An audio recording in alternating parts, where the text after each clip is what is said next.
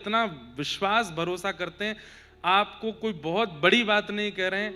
हमारे जीवन की एक एक गतिविधि, जब से गिरधर लाल जी जीवन में आए हैं तब से लेके अभी मंच पर बैठे अभी तक की गतिविधि सब कुछ लाल जी के द्वारा निश्चित है। हमारा सुनो, बात तो सुनो, कहां कथा करने जाएंगे, किससे मिलना है, कब किसके बात करनी है। अब बहुत बड़ी बात नहीं कहूं, हमारे जीवन का नव प्रसंग भी लाल जी की इच्छा से ही हुआ है। वो भी उन्हीं की आज्ञा थी। कहां होना है, कैसे होना है, किससे होना है, A to Z, उसका मुझे व्याख्यान नहीं करना, मुझे पता है सब कुछ लाल जी के द्वारा नियोजित। हमारे गिरधर लाल जी एक एक स्थिति अपने आप, और उस पर इतना अटूट विश्वास है कि अगर उस लाल जी की आज्ञा को अगर हमने पालन किया और उस आज्ञा में यदि कहीं हमको थोड़ा सा कुछ सहना भी पड़े तो भी मन विचलित नहीं होता। नहीं, लाल जी ने अच्छा ही सोचा है, इसमें होगा अच्छा, मंगल ही होगा। इतना अटूट विश्वास अपने ठाकुर जी पे हो, इसको कहते हैं ठाकुर जी के अनुकूल रहना। अपनी अनुकूलता में ठाकुर जी नहीं रहेंगे, जैसे मैं चाहूं वैसे मेरे लाल जी रहें, नहीं, लाल जी जैसे चाहें वैसे मैं रहूं। यहीं से ये जैसे ही आपने अपने जीवन में प्रारंभ किया, आप अपने भक्ति के पथ पर अग्रसर हो जाओगे। ठाकुर जी के अनुकूल हम रहें। पर्ची रोज नहीं डालनी, मैं खाऊं कि नहीं ये भी पूछ रहे हो, मैं नहाऊं कि नहीं ये भी पूछ रहे हो, रोज रोज। अब तुम एक ही बात, भाई छोटा बालक मां से कुछ दिन पूछता है, कुछ समय के बाद जब वो बालक योग्य हो जाता है तो फिर मां कहती है भाई अब तो तू बार बार थोड़ी पूछना, अब कुछ तो अपनी बुद्धि विवेक से भी कर। तो रोज नहीं, हर चीज नहीं पूछनी, पर अपने जीवन के बहुत विशेष अधिकार और बहुत विशेष भाव ठाकुर जी से पूछो, क्या आज्ञा है। विश्वास के साथ पूछिएगा, भाव के साथ पूछिएगा। ना कर दें तो ना ही मानिएगा, हाँ कर दें तो चाहे दुनिया पीछे पड़ जाए करिएगा लाल जी के विधान में। और फिर कुछ समय बाद पता क्या होगा, आपको पर्ची डालने से पहले ही उत्तर पता होगा। ठाकुर जी, मैंने कहा ना, तरंगें आपको स्पर्श करने लगेंगी। कई बार मेरे पीछे कई लोग पड़ जाते हैं, महाराज जी ये काम करना है, ये करना है, लाल जी को ऐसा करना है। मैं कहता नहीं, नहीं करना। अरे बहुत अच्छा होगा, बहुत लोग इससे आनंदित होंगे, लाल जी को सुख। मैंने कहा नहीं, एक बार नहीं निकल गया तो अब मत बुलवाओ। हाँ महाराज जी एक बार पर्ची डाल लो। मैंने कहा डाल लो, ना ही आएगा। इतना विश्वास चित्त में आज आ गया है कि पर्ची डलती है तो ना ही आता है, हाँ आ नहीं सकता ठाकुर जी का। इसलिए भैया, जैसे राखो तैसे रहूं, जैसे राखो तैसे। केवल आप अपने मनोरंजन के लिए कथा में आए हैं तो हम कुछ नहीं कह सकते, लेकिन वास्तव में जीवन की इच्छा है कि हरि सन्निधि प्राप्त हो, तो जीवन में यह बदलाव लाइए कि अब से लाल जी के अनुकूल रहो, अपने ठाकुर जी के अनुकूल रहो, अपने गुरु के अनुकूल रहो, नाम के अनुकूल रहो, धाम के अनुकूल रहो। वो आपकी अनुकूलता ना देखें, आप उनके अनुकूल रहो बस। तो हृदय में ठाकुर जी प्रकट होते हैं। नंदोत्सव 5000 वर्षों से चलता आ रहा है पूरे विश्व भर में। आज भी इतना आनंद आता है। साल में 365 दिन में सबसे सुखद दिन होता है जिस दिन जन्माष्टमी होती है, बहुत सुख मिलता है उस दिन, एक अलग ही आनंद आता है। परंतु बाह्य रूप से ठाकुर जी का प्रादुर्भाव, प्राकट्य उत्सव हम लोग मनाते हैं, हृदय में होना चाहिए, चित्त में होना चाहिए। चित्त में ठाकुर जी का प्रादुर्भाव का मतलब क्या है, परिस्थिति चाहे जैसी हो जाए, आप एक रस ही रहते हो, आप एक भाव में ही रहते हो, आप एक परिस्थिति में ही रहते हो, आपको विचलनता नहीं होती। ये इस बात का प्रमाण है कि चित्त में ठाकुर जी प्रकट है, आपको वो विचलित नहीं करता। नंदस्त्वात्मजो उत्पन्ने जाता ह्लादो महामनाः। आह्लाद हुआ, सुख में और आनंद में अंतर होता है। सुख उसे कहते हैं जो थोड़ी देर प्राप्त करने के बाद हमको उससे मन भरने लगे, वो सुख है। पर आनंद उसे कहते हैं जो परिपूर्ण प्राप्त होने के बाद भी, अनंत प्राप्त होने के बाद भी कहीं ना कहीं लगता है कि अभी कुछ प्राप्त हुआ नहीं, अभी रह गया, वो आनंद है। ठाकुर जी का नाम आनंद है। ठाकुर जी सुख नहीं, नंद घर आनंद भयो। आनंद, आनंद मतलब अब 8 बजते हैं, आपकी स्थिति तो पता ही नहीं क्या होती होगी, मैं तो मान गया सुबह 6 बजे से आप प्रतीक्षा करते हो, शाम के 6 बज रहे हैं, बोलिए 12 घंटे हो गए, और इसके बाद भी 8 बजे कथा पूरी होती है, तो कई लोगों को ऐसा होता अब हम कैसे जाएं। ये जो आपकी स्थिति है ये आनंद है, ये सुख नहीं है। और सुख के भोगता लोग जो सुख ही भोगते हैं वो आनंद का आस्वादन कभी कर नहीं सकते। आनंद का आस्वादन उनको होगा नहीं। कैसे कैसे भाव, आज डोंगरे जी का स्मरण मैंने किया कथा में।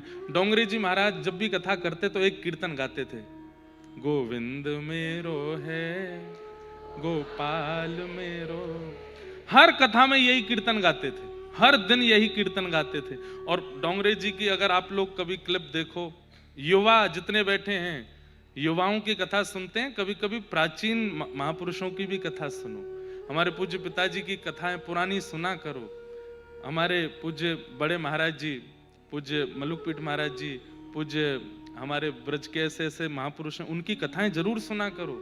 ठीक है, हमारी सुनते हैं अच्छी बात है, पर प्राचीन महापुरुषों की कथा में थोड़ी गहराई मिलेगी, थोड़ा कुछ ऐसा रत्न मिलेगा, भले ही थोड़ी देर लगेगी समझने में, लेकिन अद्भुत है।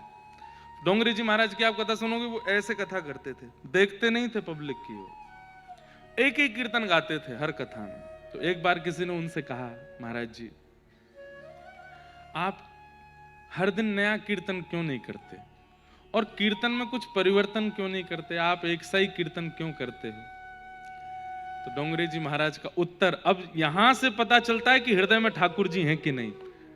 डोंगरे जी महाराज कह रहे हैं, बोले भैया हमको कथा करते करते इतने वर्ष हो गए, हम कहते आए गोविंद मेरो है गोपाल मेरो है, आज तक ठाकुर जी ने नहीं कही कि डोंगरे मेरो है। जब तक ठाकुर जी नहीं कहेंगे तब तक मैं यही गाता रहूंगा कि गोविंद मेरो है गोपाल मेरो है। जादना ठाकुर जी कहेंगे कि ये भी मेरो है, वादना कीर्तन बदलूंगा। तो इसका मतलब 30, 40, 50 साल कथा करते करते हो गए, आज तक ठाकुर जी जब नहीं बोले कि मैं भी उनका हूं, तो संबंध अभी हुआ नहीं है। अपना बायोडाटा भेजना, बार बार संबंध का प्रस्ताव भेजना, अपने जीवन में शुद्धि करना, तिलक लगाना, अपने नियमों को शुद्ध करना, ये क्या ठाकुर जी को बताना, देखो हम कैसे हैं, बढ़िया हैं, आपके अनुकूल हैं, हमसे कर लो ब्याह।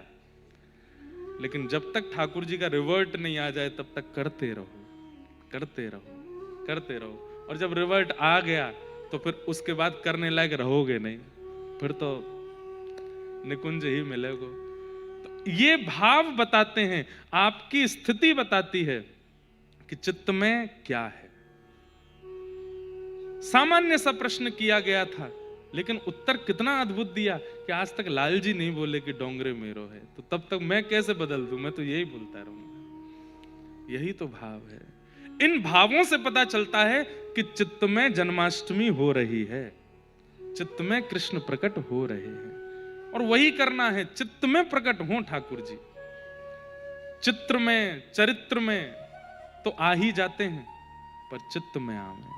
कई लोग ठाकुर जी जैसा भेष बना लेते हैं, कई लोग ठाकुर जी जैसी आकृति बना लेते हैं, कई लोग ठाकुर जी जैसा नृत्य कर लेते हैं, मतलब चरित्र में ले आते हैं, कई लोग चित्र में ले आते हैं, पर चित्त में नहीं आ पाते। हमारे पूज्य पिताजी महाराज की रचना है,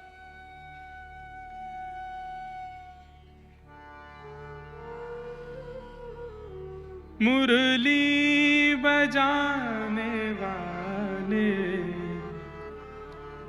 गिरिवर उठाने वाले,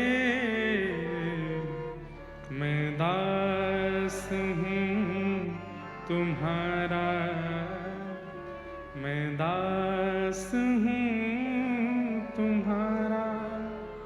और कितना सुंदर अंतरा पूज्य पिताजी का ही लिखा है। पहले हमारे पूज्य गुरुदेव भगवान पिताजी लिखते थे, कई कीर्तन कई भजन उन्होंने लिखे। बस से कथा करने जाते थे, गाड़ियां उस समय होती भी थी तो इतने साधन नहीं थे। तो एक बार कहीं से कथा करके आए तो हमारे वृंदावन में जो लोग आते हैं दिल्ली रोड से, उनको पता होगा छठी करा है, जहां से वृंदावन के लिए मुड़ते मेरो वृंदावन लिखा है, वहीं ठाकुर जी की छठी पूजी गई, इसलिए उसको छठी करा बोलते हैं। तो वहां बस उतर जाती है, बस से उतरो वृंदावन जाओ। तो पहले तांगा आदि होते थे, बैलगाड़ी होती थी, उनसे भीतर जाते थे। तो हमारे पिताजी रात में कहीं से कथा करके आए, अर्धरात्रि 2-3 बजे सामान बस से लेके नीचे उतरे, वो डायरी बस में ही छूट गई जिसमें लिखे थे। उसके बाद फिर कभी लिखा नहीं उन्होंने। नहीं तो ये सारे पद जब वो लिखते थे गाते थे, हमारी माताजी सुनती थी, उनको याद हो गए, उन्होंने हमको सुनाए। पिताजी अपने खुद की रचना खुद की कथा में भी नहीं गाती। तो पिताजी की रचना में कितनी सुंदर बात है, ढूंढ लिया जग सारा मैंने, दर्शना तेरा पाया। ढूंढ लिया जग सारा मैंने, दर्शना तेरा पाया। पर अगली बात, जब मन को एकाग्र किया तो तू दिल बीच समाया। हृदय में रहने वाले बाके बिहारी हमारे, मैं दास हूँ तुम्हारा, मैं दास हूँ तुम्हारा। मुझको कहां ढूंढे रे बंदे, मैं तो तेरे पास हूं। मुझको कहां ढूंढे रे बंदे, मैं तो तेरे साथ हूं। एक महापुरुष मुझे बता रहे थे, ठाकुर जी ने जब दुनिया बनाई और जब मानव बनाए तो हम लोगों को देख के ठाकुर जी डर गए। बोले ये तो खतरनाक बन गए भाई, बोले इनसे छुपो। तो कहां छुपे? बोले पहाड़ों में छुप जाओ। बोले ये यहां भी आ जाएंगे। बोले अब कहां छुपे? बोले नदियों में छुप जाओ। बोले यहां भी आ जाएंगे। बोले कहां जाओ? बोले गुफाओं में छुपो। बोले ये यहां भी आ जाएंगे। तब ठाकुर जी बोले एक काम करते हैं, बोले इनके अंदर ही छुप जाता हूं, ये यहां नहीं आएंगे। और यही हो रहा है, हम सब जगह ढूंढ लेते हैं पर जहां वो हैं वही नहीं ढूंढ पा रहे। कथा सुनने का और कोई कारण नहीं है, केवल आप अपने अंदर ही ढूंढ लो, अपने अंदर ही प्रकट कर लो, हृदय में एक निकुंज बनाओ। बंधुओं देखो, हमारे वृंदावन में एक परंपरा है और उस परंपरा में मानसी सेवा होती है। मानसी सेवा का मतलब क्या है? आप अभी प्रत्यक्ष सेवा करते हो, सामने सिंहासन है, सिंहासन पर ठाकुर जी हैं, पंचामृत से स्नान, फिर उसके बाद उनको वस्त्र पहनाना, माला पहनाना, आरती करना आदि आदि, ये प्रत्यक्ष सेवा है। मानसी सेवा कैसी होती है? नेत्र बंद करके बैठे हैं, मेरे हृदय में एक सुंदर निकुंज है, पीछे पहाड़ हैं, कलकल करती यमुना जी बह रही हैं, सुंदर एक निकुंज में वटवृक्ष है, वटवृक्ष के नीचे एक सुंदर आसन सिंहासन है और उस सिंहासन पर ठाकुर जी विराजमान है। प्रत्यक्ष सेवा नहीं, मन में चल रही है। आहा, ठाकुर जी कितने सुंदर हैं, ठाकुर जी के कटाक्ष नेत्र हैं, गोल मुखमंडल है, आहा त्रिभंग लली हैं। अब जैसे आपको ठाकुर जी प्रिय हों, त्रिभंग लली ठाकुर जी प्रिय हैं, लड्डू गोपाल प्रिय हैं, श्रीनाथ जी प्रिय हैं, जैसा स्वरूप प्रिय वैसे ठाकुर जी हैं। आज बढ़िया इनको श्रृंगार करो, सुंदर इनका पंचामृत अभिषेक करो, सब कुछ वहीं कर रहे हैं। और प्रत्यक्ष सेवा के ठाकुर जी तो स्थूल हैं, हिलते नहीं हैं, पर मानसी के ठाकुर जी को आप ऐसे भाव में रखो, वो हिलते भी हैं, चलते भी हैं, बोलते भी हैं, नैन भी मटकाते हैं, आपसे कुछ मांगते भी हैं। नाम जप करने के बाद, गुरु मंत्र करने के बाद नेत्र बंद करके अपने मानसी निकुंज में ठाकुर जी की सेवा करो। अपने लाल जी के सामने बैठे हैं, सुंदर उनका श्रृंगार करें, फिर पूछ रहे हैं आज कहां जाओगे डोलवे। मुख वहां लेके चलो। तो ठाकुर जी आपकी उंगली पकड़ के साथ में वहां जा रहे हैं, वहां किशोरी जी मिल गई हैं। आहा, ठाकुर जी और किशोरी जी दोनों रास विहार कर रहे हैं। आहा, इनके रास में मैं भी एक सखी हूं, मैं भी एक सखा हूं, मेरे संग भी नृत्य कर रहे हैं। कितनी सुंदर गुलाब की इत्र की सुगंधी आ रही है। ओहो, दूर से देखो, सब ललिता विशाखा आदि सब सखियां दौड़ी दौड़ी आ रही हैं। तब जिन संतों को आप दर्शन करते हो, उन संतों का भी अनुभव कर लो। वहां से हमारे वो वाले महाराज जी आ रहे हैं, यहाँ से ये वाले महाराज जी आ रहे हैं, सब बैठे हैं, बीच में ठाकुर जी नृत्य कर रहे हैं, हम देख करके आनंदित हो रहे हैं। अब संध्या हो गई, ठाकुर जी अब ब्यारू करके आप पौड़ जाओ। ब्यारू अपने हाथ से पवा दई है, ठाकुर जी को पौढ़ा दियो है, सुबाई की रजाई उड़ाई दई है, थोड़ी देर चरण चापे हैं, दियो भुजा दियो है, अंधेरो है गयो, ठाकुर जी शयन कर गए हैं। और शयन करके प्रणाम करके नेत्र खोलो, हो गई मानसी सेवा, मन की सेवा। अब ये तो एक भाव मैंने बताया, इसमें हर दिन एक नवीनता, हर दिन भाव में एक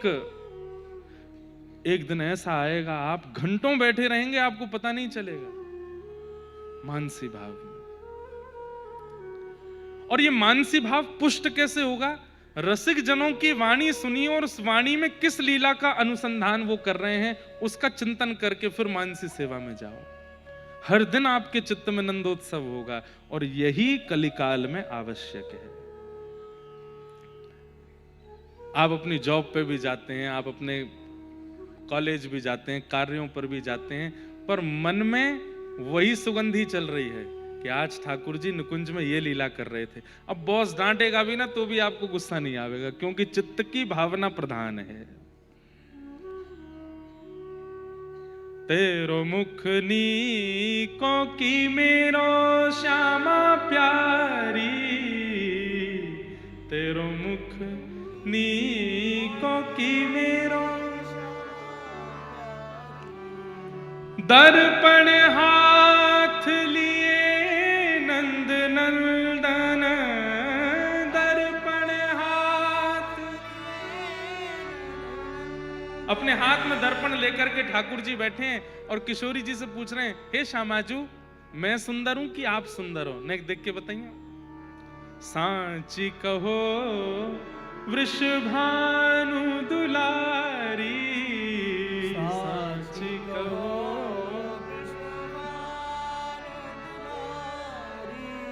तेरो मुख नीको की मेरो श्यामा प्यारी, तेरो मुख नीको की मेरो। अब नेत्र बंद करके अगर कोई अनुभव करे, सुंदर एक शिला है, चारों तरफ हरियाली है, थोड़ी ठंडी ठंडी शीत हवा चल रही है, ठाकुर जी ने ऊनी वस्त्र पहने हैं, हिना का शमामा का इत्र लगा रखा है, गर्म इत्र है, और आकाश में सूर्य चमक रहे हैं, तो ठाकुर जी को प्रतिकूलता नहीं लग रही, अच्छा लग रहा है। सूर्य की रोशनी में बैठे हैं, हाथ में दर्पण लेकर के किशोरी जी से पूछ रहे हैं, अरे श्यामाजू, मैं ज्यादा सुंदर लग रहा हूं कि आप ज्यादा सुंदर लग रही हो? अब ये मानसी में प्रवेश कराने का पद है सूरदास जी का।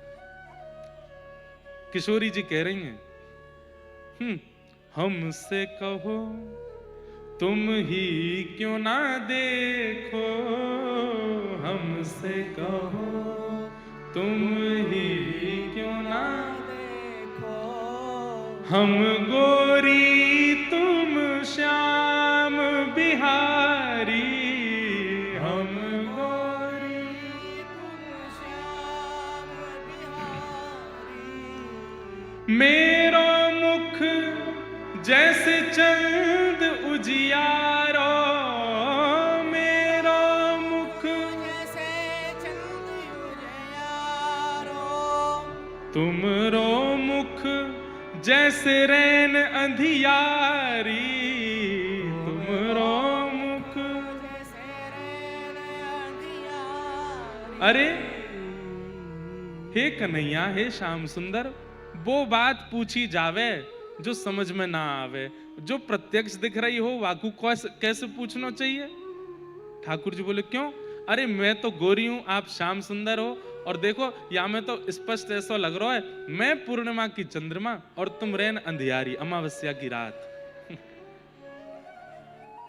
ठाकुर जी रूठ गए, अरे कोई ते सांवरो कह दो, कोई ते कारो कह दो, तो नहीं लगेगा, तो आओ गणपति भैया आ जा। अब आप सीधे उसको कहो रसगुल्ला से रतकुआ। भाई एक शब्द का भी तो प्रयोग होता है कि उसके चित्त को ठेस ना पहुंचे। हे किशोरी जी, आप सीधे कह रही हो कि मैं अंधेरी रात्रि। रूठ गए ठाकुर जी। किशोरी जी, ये सूरदास जी की मानसी की सेवा। सूरदास जी पर नेत्र तो नहीं है ना, वो अपनी मानसी में ही अनुभव करते हैं ठाकुर जी का।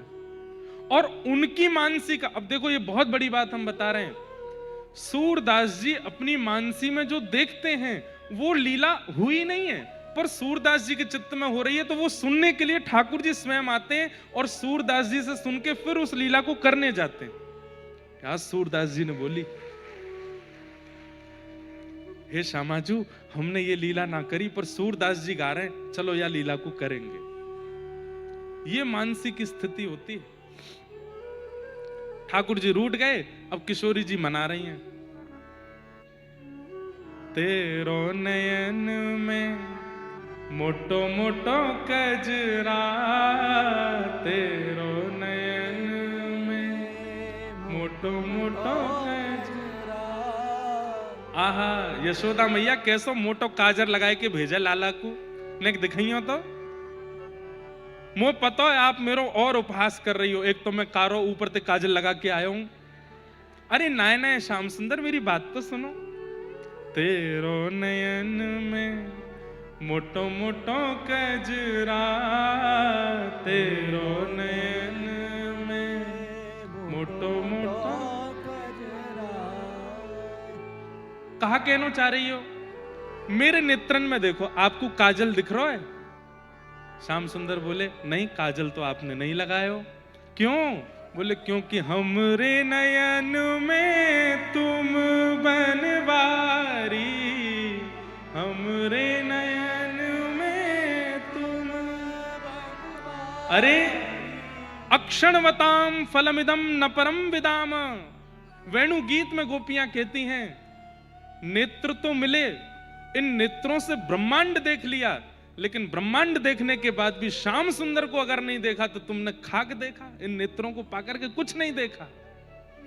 लोग कहते हैं हमने इतनी कंट्रीज घूम ली, हमने ये देखा, हमने वो देखा, ऐसे पहाड़ देखे, ऐसे ग्लेशियर देखे, ऐसा समुद्र देखा, ये देखा, वो देखा। गोपियां उन सब के मुख पर तमाचा मारती हैं। गोपियां कहती हैं अगर नेत्र पाकर के भी तुमने वरहा पीड़म नटवर वपुः कर्णयो कर्णकारम विभ्रद वासः कनक कपिसम वैजयंतीम चमालाम रंध्रान वेणो अधर सुधया पूरयन गोप वृंदई वृंदारण्यम स्वपद रमणम प्राविशद गीत कीर्ति। अगर उन श्याम सुंदर को तुमने नहीं देखा तो भैया तुमने नेत्र पाकर के इन नेत्रों का उपयोग ही नहीं किया, कुछ देखा ही नहीं है। जब वे श्याम सुंदर चलते हैं, गैया आगे आगे चलती हैं, आहा तम गो रजच्छुरित कुंतल वद्दवरह। जब गायों की चरण रज उड़ करके उनके श्री मुख का स्पर्श करती है और मुख पर आ रहे प्रश्वेत के बिंदुओं का जब वो स्पर्श करके पत्रावली का श्रृंगार बना देती है, ठाकुर जी के घुंघराले केश जब उनके मुखमंडल पर आकर के शोभायमान होते हैं, उस समय कटाक्ष कमल नेत्र श्याम सुंदर जब अपनी कटाक्ष से हमारी ओर देखते हैं, तुम क्या जानो वो रूप कैसा लगता है। अरे उसे देख करके लगता है बस प्राण निकल जाए, अब और कुछ देखना ही नहीं है। श्याम वर्ण के श्याम सुंदर और कमल वर्ण के हाथ, कमल वर्ण के नेत्र, कमल वर्ण के ओष्ठ, उस स्वरूप को अगर आपने इन नेत्रों से नहीं देखा तो क्या देखा। इतने सुंदर हैं हमारे ठाकुर जी। किशोरी जी कह रही हैं जिन नेत्रन में श्याम सुंदर बैठे हैं वहां में अलग से काजल लगावे की कहा आवश्यकता है। हमरे नयन में तुम बनवारी, हमरे नयन और तुम तो नख पे गिरिवर धारो,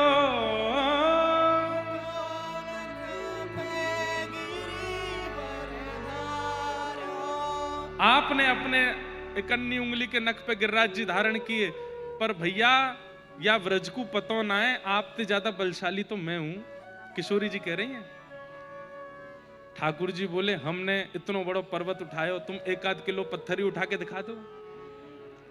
किशोरी जी कह रहे हैं 1 किलो पत्थर की बात मत करो, बात सुनो हमारी। बोले कहा, तुम तो नख पे गिरिवर धार्यो, तुम तो नख पे गिरिवर, और तुमसे ज्यादा बलवान मैं क्यों, हम उर्धार रहे गिरधारी, हम उर्धार रहे। तुमने तो गिरिराज जी उठाए और हमने गिरिराज जी सहित गिरिराज जी उठावे वाला अपने चित्त में धारण कर लियो, तुमसे ज्यादा बलवान तो हम हैं। सूरदास या छवि की शोभा, सूरदास या छवि की शोभा, इन नैनन सो टरत नटारी, इन नैनन सो टरत नटारी। ये है मानसी। हर दिन कुछ नवीन चिंतन किया अपने चित्त में। जरूरी नहीं सुबह ही करो, आपको ऑफिस कॉलेज जाने की जल्दी है, जाओ लौट के आओ घर पे, भोजन बाद में, या चलो भोजन भी कर लो, उसके बाद थोड़ा शुद्ध पवित्र होकर के बढ़िया सा कोई ऋतु के अनुकूल इत्र थोड़ा सा अपने अंग पे लगा के आसन पे बैठो, कोई कथा पहले सुन लो, कोई महाराज जी का प्रवचन पहले सुन लो, थोड़ी 10-15 मिनट की कोई कथा सुन लो, चित्त पवित्र हो जाएगा। बाहर के जितने भी विषाद विवाद थे सबको भूल जाओ, और फिर उसके बाद नेत्र बंद करके फिर किसी लीला का चिंतन करो, और लीला का चिंतन करके उसमें मानसी भाव करके फिर ठाकुर जी को शयन करा करके फिर सोने जाओ। ऐसी लीला होगी, ऐसा मानसी भाव प्रकट होगा। एक दिन आप नेत्र जब अपने मानसी से खोलेंगे तो हो सकता है हृदय के ठाकुर जी सन्मुख ही बैठे, सामने ही आ जाएं। ये घटना हो चुकी है। श्रीमद् वल्लभाचार्य जी महाराज ने अपने शिष्य को कहा था कि मानसी सेवा किया करो, तो मानसी सेवा में दूध का भोग लगा रहे थे। पहले तो बढ़िया मानसी सेवा, खर्चा तो होता नहीं, सोने के सिंहासन पर मेरे ठाकुर जी बैठे, सीधा शुरुआत ही यहीं से करिए।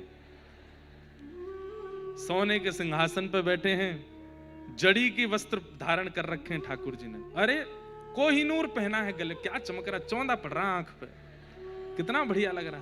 आहा, मुकुट की छटा तो देखो, क्या ठाकुर जी कमल नेत्र इधर उधर मटका रहे हैं। अच्छा लाला दूध पियोगे, अभी लाऊं। धौरी गैया, नहीं नहीं धौरी औरी गैया को दूध नहीं, सुरभि गैया आ रही है स्वर्ग से, वाह को दूध निकारूंगो, वाह को दूध निकारो, दूध में से सुगंधी आ रही। मानसी में ही सोच रहा है। जी ने प्रकट होके हाथ पकड़ लियो, नेत्र खोल करके देखा तो नन्हे से गोपाल जी सामने खड़े होके बोले, असली में लग रहा है जो निकाल लो बा में ते, अब मन ते लगो है तो लगन दे, तेरो सांची को तो लगो नहीं, काय को निकाल रहा है। उसके तो नेत्र सजल, ठाकुर जी को अंक में भर लिया, बोले जय हो, जय जय प्रकट हो गए आप। आजकल हम लोग इस भाव के द्वार पे भी नहीं पहुंच पाते, मानसी के भाव के। क्यों? क्योंकि इतना विषाद और विवाद हम लोग देखते हैं दिन भर कि चित्त में ऐसी पवित्रता आ ही नहीं पाती।